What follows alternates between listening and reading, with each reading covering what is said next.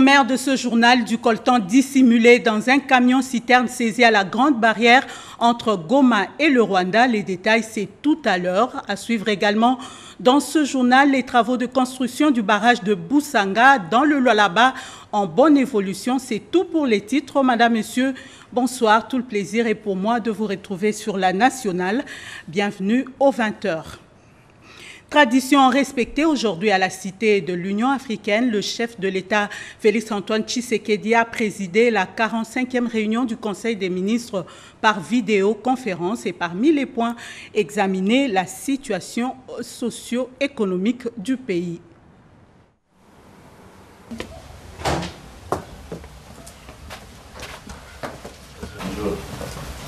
C'est dans une atmosphère plutôt décontractée que le chef de l'État, Félix-Antoine Tshisekedi Tshilombo, s'est présenté tôt ce vendredi à son cabinet de travail de la Cité et de l'Union africaine pour présider de main de maître la 45e réunion du Conseil des ministres. De la communication du président de la République, ma communication comportera 8 points. À l'examen et adoption des projets de textes, en passant entre autres par les points d'information, toutes les étapes de cette rencontre virtuelle ont été demises.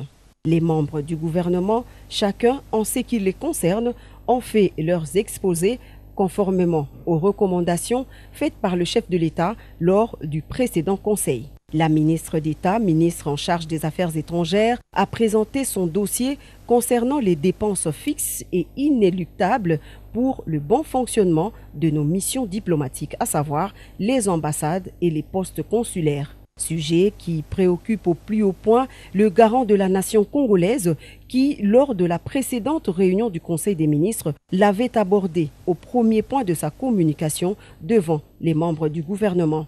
Félix Tshisekedi avait même instruit le ministère de tutelle et celui des Finances de s'y pencher sans délai. Invité à cette rencontre, le gouverneur de la Banque centrale du Congo a livré les derniers développements de l'évolution du marché et de change.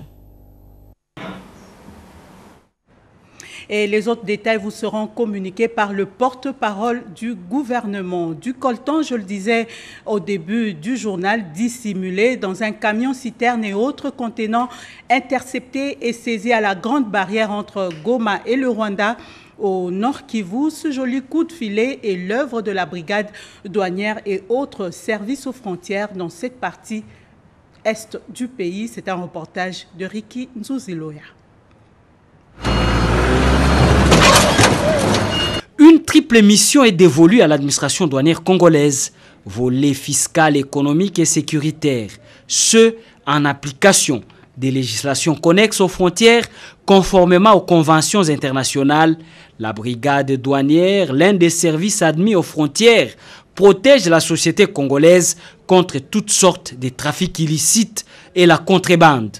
C'est à ce titre que d'importantes cargaisons de minerais stratégiques viennent d'être saisies à la Grande Barrière de Goma au Nord Kivu, poste frontière avec le Rwanda. À moins d'une semaine, il s'agit pour un premier lot de 1200 kg répartis en 26 colis de coltan titrant 6,14% de niobium et 32% de tantale dissimulés dans un camion-citerne avec pour destination le Rwanda. C'est la vigilance de la brigade douanière et les scanners acquis à ces postes frontières qui ont détecté les minerais, à la grande satisfaction des autorités, dont le directeur général par intérim Jean-Baptiste Kongolo Kabila Mouti, qui a promis une lutte sans merci contre de telles pratiques. Sans attendre, une énième cargaison des minerais a été saisie au même poste de Goma à la Grande Barrière, toujours pour destination Kigali, le 19 août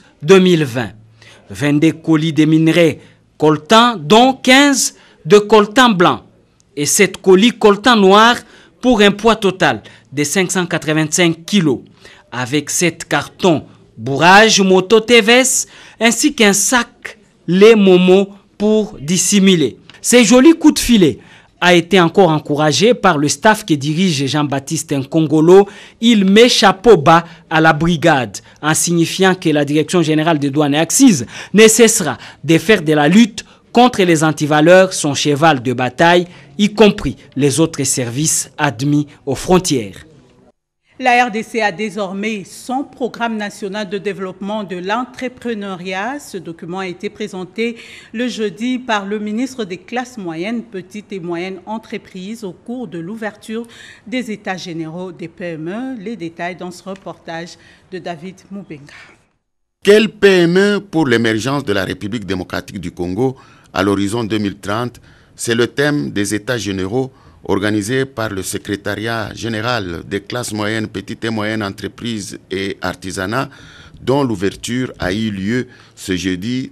En dehors du mot de circonstance du secrétaire général des classes moyennes, petites et moyennes entreprises et artisanat, Joseph Lunanga, qui a circonscrit le cadre de ces assises, le temps fort de cette journée d'ouverture était la présentation par le ministre des classes moyennes, petites et moyennes entreprises et artisanat, Justin Kalumba Mwanangongo, du programme national de développement de l'entrepreneuriat au Congo, PRONADEC en sigle, avec un accent particulier sur l'entrepreneuriat dans sa globalité et la valorisation de l'écosystème construit autour des 3C. Le PRONADEC, qui a été adopté à la 34e réunion du Conseil des ministres du 5 juin 2020, présidé par le chef de l'État, Félix Antoine Tshisekedi Tshilombo, est une expression pratique et amplifiée de la stratégie nationale du secteur des petites et moyennes entreprises SNSPME, adoptée en mai 2016. Au cours de ces assises, qui vont durer 3 jours et dont l'objectif est de réfléchir sur les aspects importants de l'accompagnement de l'État pour faire des PME la clé de voûte du développement de la République démocratique du Congo d'ici 2030, les participants vont aussi procéder à la validation des avant-projets de loi sur l'entrepreneuriat, l'artisanat et le start-up. Est-ce qu'il est normal, mes chers frères et sœurs, qu'un Congolais, il vit à Issang, il a faim, il doit manger le riz, il doit attendre qu'un Thaïlandais, que lui là, il cultive les riz, et lui il attend toujours pour manger ce riz là. Est-ce que c'est normal? Alors il nous faut entreprendre. Nous devons entreprendre. Si on n'entreprend pas, nous sommes en train de nous condamner et de condamner les générations futures. Au ministère du Plan, la nouvelle cellule provinciale du climat des affaires a été présentée. Peggy Mukunda.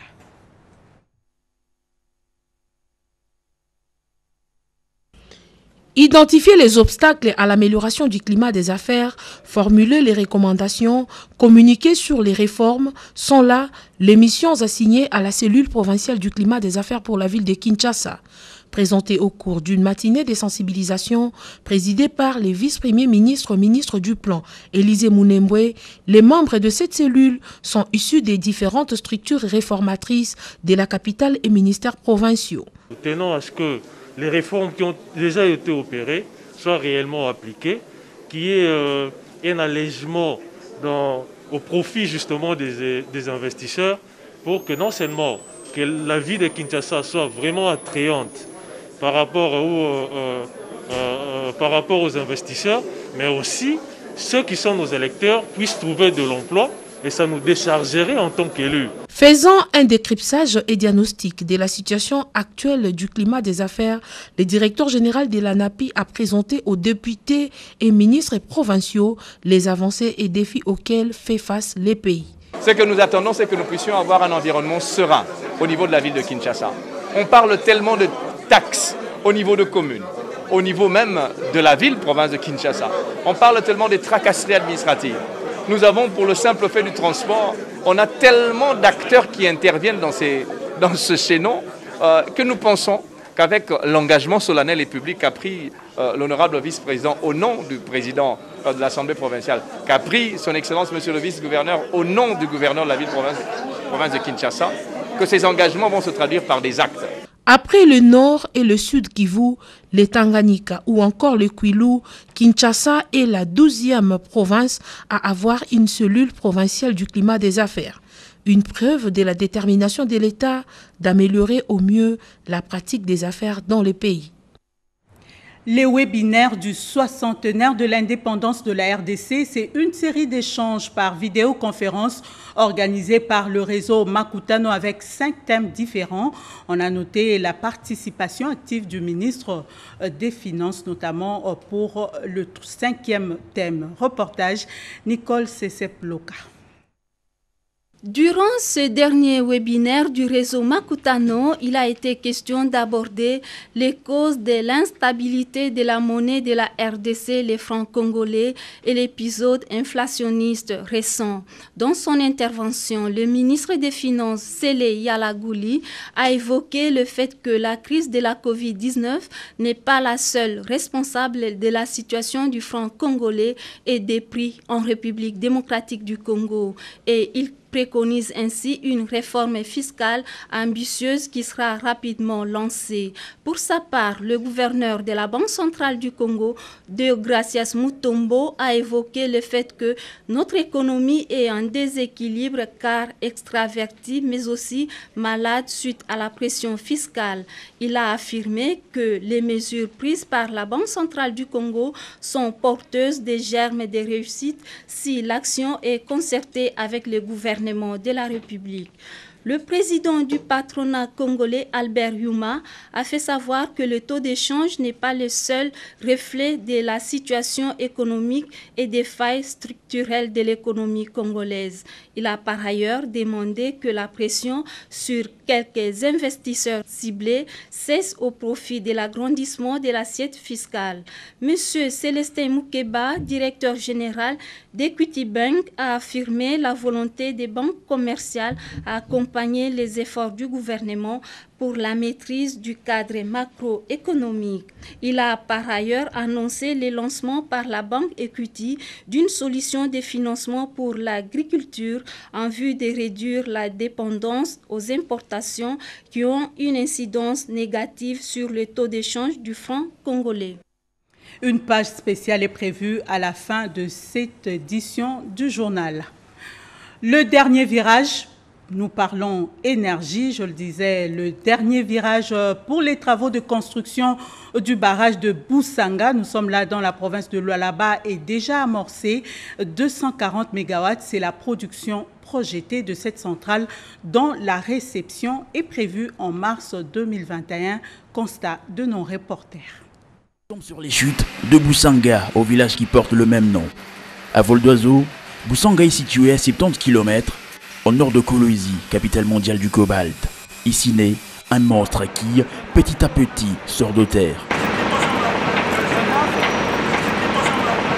C'était en 1956 que le tout dernier barrage a été construit en République démocratique du Congo. Il s'agit de la centrale hydroélectrique d'Onseke. 64 ans plus tard, naît un bijou et une curiosité technologique, la centrale hydroélectrique de Boussanga, dotée d'une capacité de 240 MW. Ce projet est né suite au déficit énergétique enregistré par la sino-congolaise des mines Sicomine, qui est un projet minier qui garantit le financement du projet infrastructure entre la RDC et les groupements d'entreprises chinoises. C'est dès la conception du projet des infrastructures confiées à Sicomine que le déficit criant en énergie a été constaté en RDC, car Sicomine avait besoin de plus ou moins 170 MW, chose que la SNEL ne pouvait offrir. Conséquence, c'est tout un projet de Sicomine qui est modifié malgré l'importation de l'énergie électrique par la sino-congolaise qui tente de suppléer ce déficit. Alors, c'est un problème qui naît et qui exige une solution d'urgence. Afin de permettre à Sicomine d'atteindre son objectif, le projet Boussanga est mis sur la table. Amorcé depuis les années 60, ce projet est un outil capital et très attendu par tout le monde. Il fait la fierté de la province du Lualaba en particulier et de la RDC en général, car sous le plan technologique, la centrale hydroélectrique de Boussanga sera la plus moderne du pays.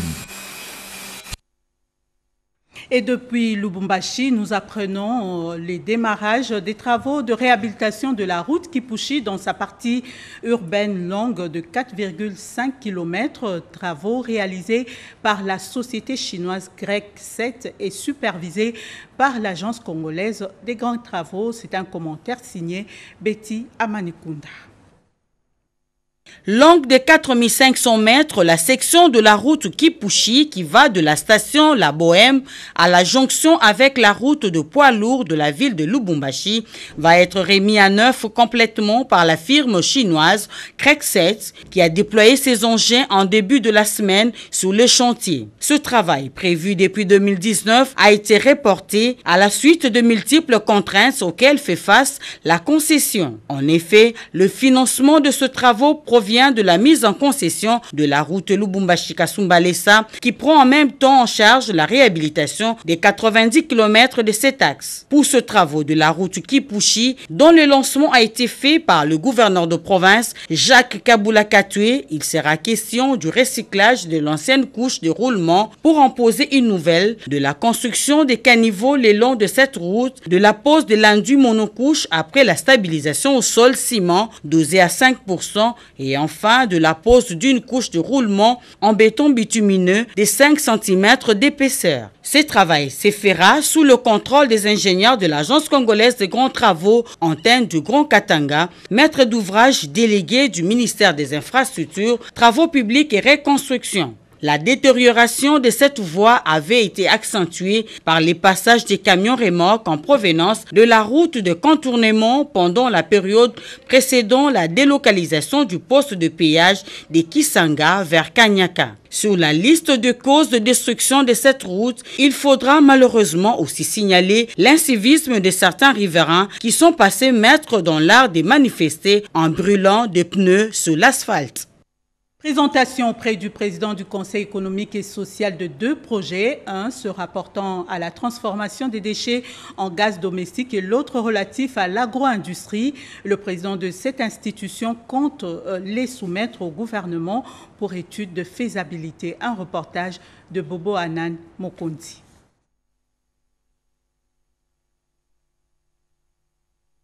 Deux projets à impact direct sur le social des Congolais dans les domaines de l'assainissement et de l'agriculture ont été présentés au Conseil économique et social que dirige Jean-Pierre Kiwakana.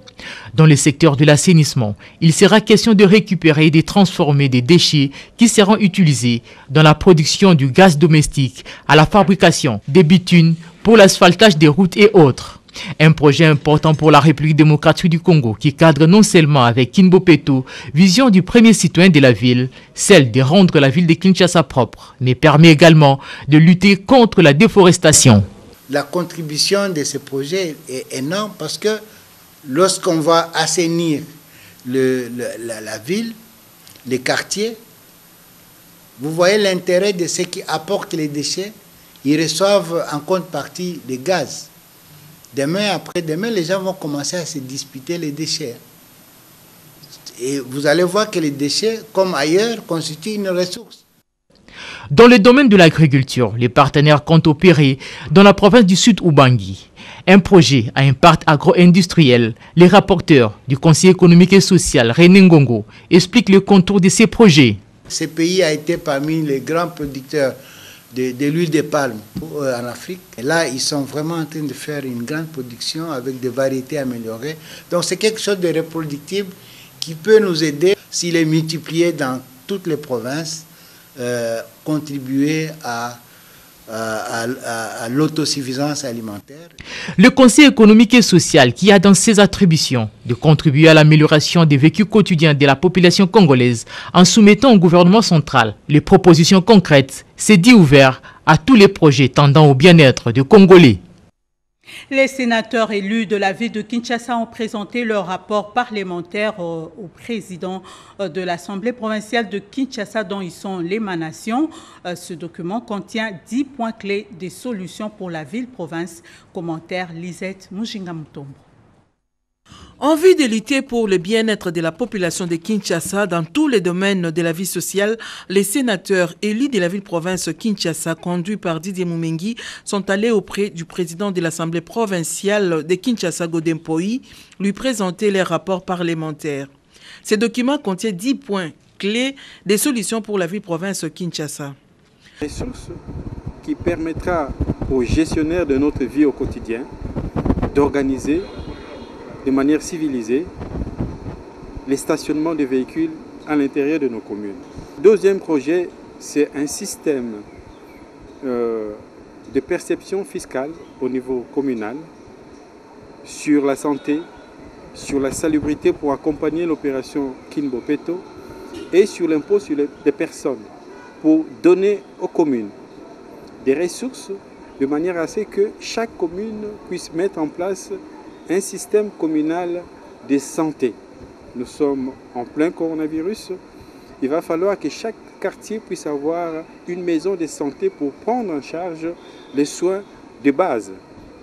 Nous voulons aussi, à travers ce projet, permettre une taxe sur la salubrité pour professionnaliser la gestion non seulement de l'hygiène au niveau des rues et des quartiers, mais aussi et surtout permettre aux communes d'avoir une ressource qui va civiliser la vie des Kinois au quotidien. Lorsque les rues et les quartiers sont propres, nous nous débarrassons automatiquement de moustiques et d'autres microbes qui nous ont installé des épidémies silencieuses de la fièvre typhoïde, de la malaria, et ainsi de suite. Notons que l'Assemblée provinciale de Kinshasa est l'organe délibérant de la ville-province. Son pouvoir consiste à légiférer par voie d'édit provincial dans les domaines des compétences réservées à la province et posséder au contrôle de l'exécutif provincial ainsi que des régies et services publics et locaux de la ville de Kinshasa.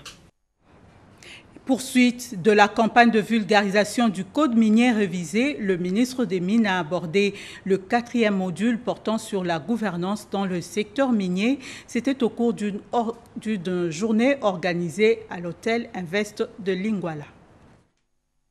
La campagne de vulgarisation du Code minier révisé se poursuit cette semaine au ministère des Mines avec le module 4, un module intéressant portant sur la transparence et la bonne gouvernance du secteur des mines. Le ministre des Mines, le professeur Willy Kitobo Samsoni, avait dit lors de la première séance de vulgarisation « Nous n'atteindrons les objectifs visés par la révision de la loi minière que quand le code minier sera appliqué correctement et intégralement ».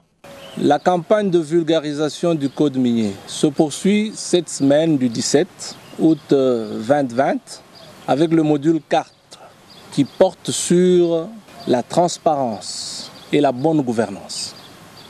Ce module est très important pour le secteur de mines, que ce soit pour l'État congolais, que ce soit pour les entreprises minières.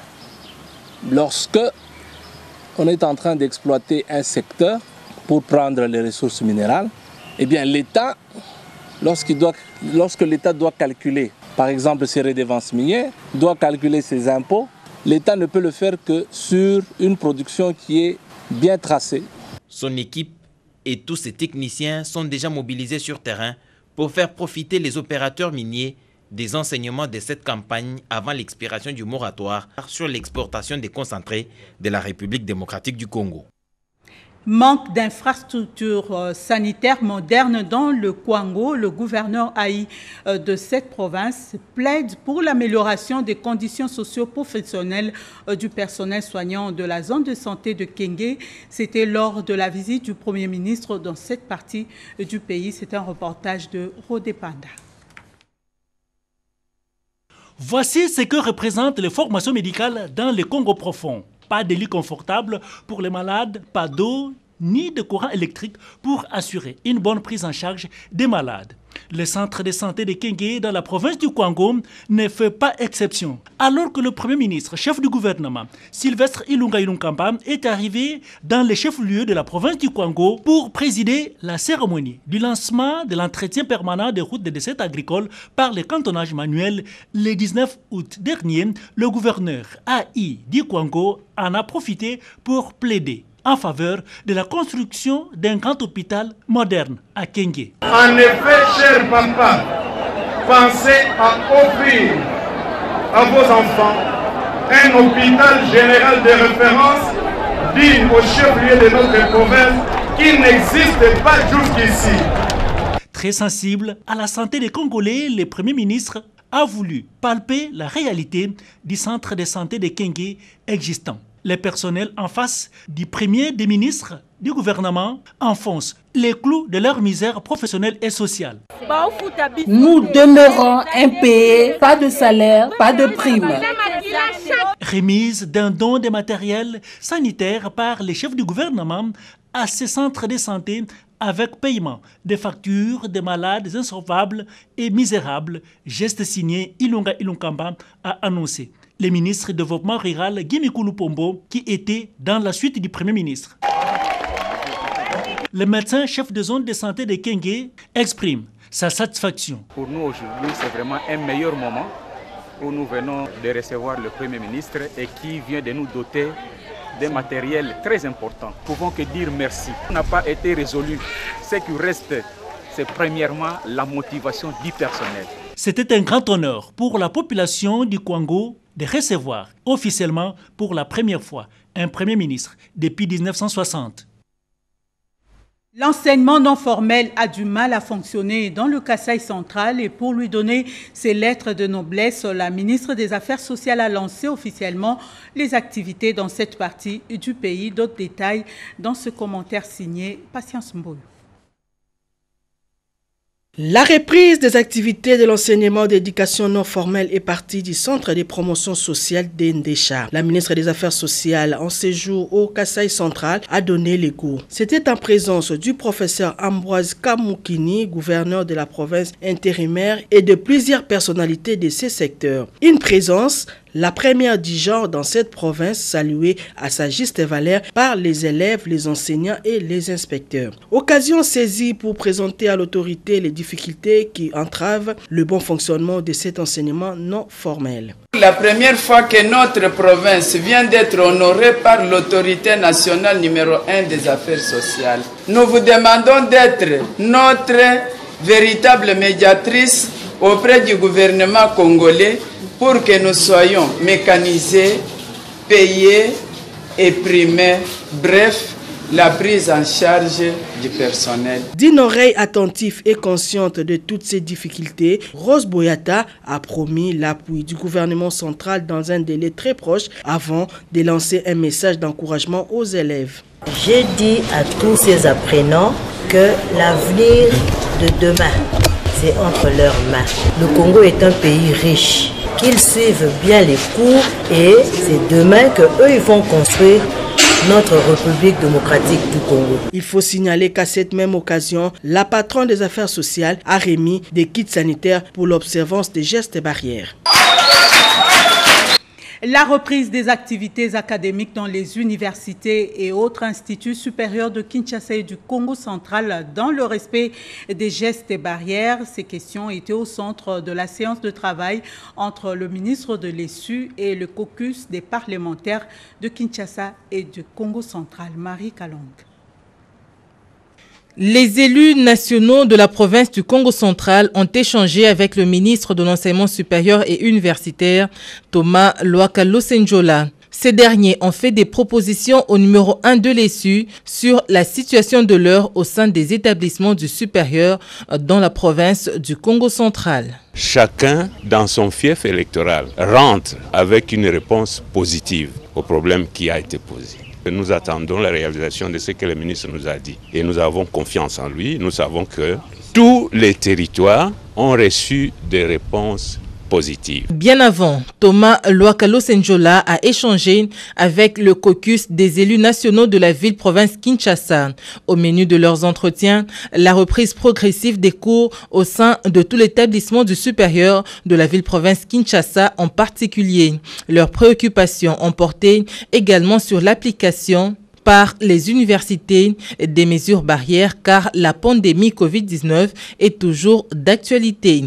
Ils sortent bien rassurés des renseignements pris auprès du numéro 1 de l'ESU. Les zones d'ombre qui étaient nôtres avant de franchir ces bureaux sont entièrement dissipées. C'est un des ministres qui a sa place. C'est normal, nous, députés nationaux de Kinshasa, que nous l'accompagnons. Nous avons aussi parlé du relogement des étudiants de l'UNIKIN, mais au-delà de tout, il y a un élément important qui doit être souligné, c'est que nous appuyons l'idée de l'organisation des états généraux de l'enseignement supérieur. Les cas des revendications ayant conduit aux grèves ça et là ont également été évoqués. Un communiqué officiel, le ministère de l'Enseignement supérieur et universitaire porte à la connaissance du public que dans le cadre de la coopération bilatérale, le gouvernement tunisien vient d'octroyer au gouvernement congolais un quota de 9 inscriptions aux universités publiques tunisiennes pour l'année académique 2020-2021.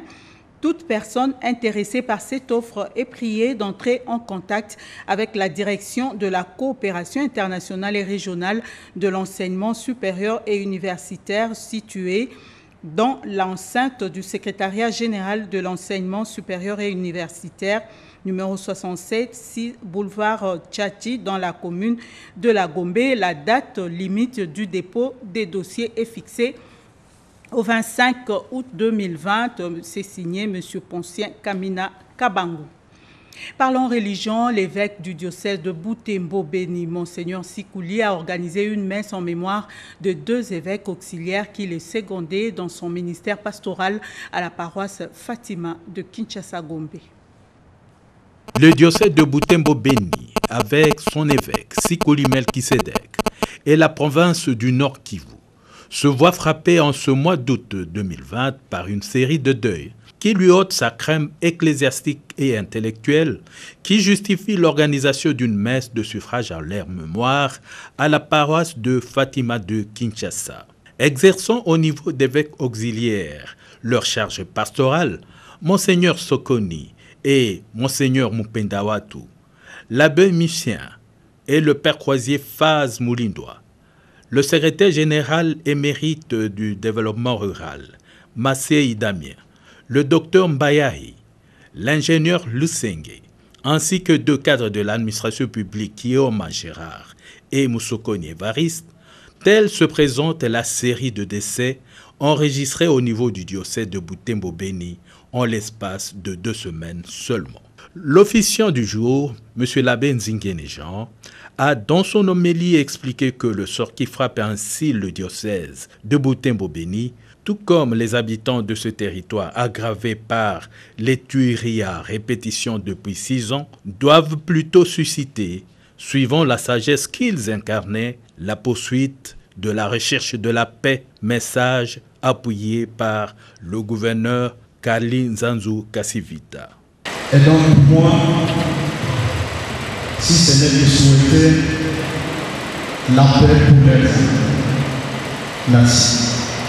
Ça a été une façon de venir aussi présenter mes condoléances, non seulement à l'église catholique, parce que j'ai pas eu le temps d'être à Butembo, mais aussi présenter les mêmes condoléances à leurs familles respectives. À l'occasion, les nouvelles publications de M. Léonard Kambere sur la symbolique des noms en RDC et le sens de ces prénoms numériques Nandé ont été présentés au public. Découvrons ce communiqué nécrologique, l'Union pour la démocratie et le progrès social UDPS Tshisekedi en sigle a la profonde douleur d'annoncer aux amis et connaissances le décès ce vendredi 21 août 2020 du député honoraire Guy Lufuluabo, qui a été membre du comité national, conseiller de feu Dr Étienne Tshisekedi Mulumba, député national de la législature 2011 et membre de la commission électorale permanente du parti CEP en sigle. Au regard de l'apport considérable de ce haut cadre dans les activités du parti, son décès constitue une perte énorme. La présidence du parti salue la mémoire de ce combattant et présente ses condoléances à sa famille biologique ainsi qu'à l'ensemble de notre famille politique. Fait à Kinshasa le 21 août 2020, Augustin Kabouya Chilumba, secrétaire général. Le commandant de la 14e région militaire a inspecté quelques sites de la juridiction, dont la prison centrale de Makala. D'autres détails dans ce reportage de la presse militaire. Quelques jours après sa prise officielle de fonction, le général de brigade Ilondo Efondo Igo, commandant de la 14e région militaire et commandant place ville-province de Kinshasa, a entrepris une série de visites à travers sa juridiction. Le mardi 18 août 2020, il a visité le centre pénitentiaire et de rééducation de Kinshasa. Il y est allé palper du doigt les dispositifs militaires et policiers mis en place. Il s'est assuré également de la qualité du vécu quotidien des éléments commis à la sécurisation de la prison. À son arrivée, arrivé, il a été accueilli par le lieutenant-colonel Kadim Banflori, directeur de la prison. Avec son hôte, ils ont justement échangé sur la situation sécuritaire de ces lieux carcérales et la prise en charge des pensionnaires. Accompagné de ses deux adjoints, de son chef d'état-major, du commandant PM et de quelques officiers de son état-major, le général Ilondo a visité les différents pavillons de la prison de Makala, dont sous la conduite de son directeur. Immédiatement après Makala, le commandant de la 14e région militaire et commandant place ville-province de Kinshasa s'est rendu à la prison militaire de Ndolo. Ici, il s'est entretenu avec le directeur de la prison. Il a également visité quelques pavillons. Enfin, il a tenu une causerie morale à l'intention des militaires commis à la protection du site. Pour boucler la boucle, le général Ilondo a visité les cachots du bataillon PM au camp Kokolo. Des instructions et des consignes ont été données pour la bonne prise en charge des militaires détenus. Au terme de cette tournée, le commandant de la 14e région militaire s'est confié à ECHO militaire. Un autre communiqué nécrologique, l'honorable Eugénie Chikawa Moulumba, son excellence Thierry Chitengak Babouya, monsieur Alexis Moulumba Abouya, monsieur Georges Kadima, monsieur Jean-Poli Chimanga, ont la profonde douleur d'annoncer aux amis et connaissances la mort inopinée de leur mari, père et frère, Monsieur Kabuya Moulamba Dintanta Sylvain, ancien président de la Cour d'appel de Kinshasa-Gombe et de Lubumbashi, ancien premier président de la Cour d'appel de Kisangani, avocat du barreau de Kinshasa-Gombe, mort survenu ce mercredi 19 août 2020 à Kinshasa de suite d'une longue maladie.